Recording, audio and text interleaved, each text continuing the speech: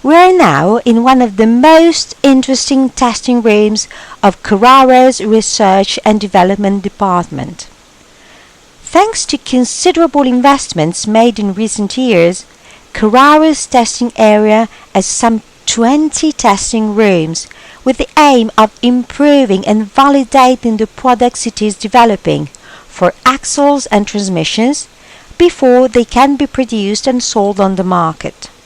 The testing team comprises some 30 engineers and specialists who carry out around 200 experiments a year, amounting to 60,000 laboratory testing hours.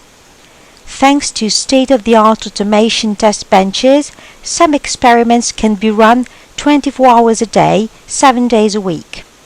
Here is an example, an agricultural transmission which is about to be tested. By using 4 electric motors, which are now connected to this prototype, we can simulate actual behavior in the field, trying to test the duration of each single component used in the power transmission.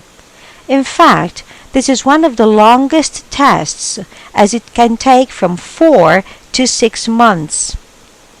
Our strategy for validating Carraro products and offering the highest quality levels does not end here, because a product has to be tested another 2 times with a successful outcome before it is released and is ready for production.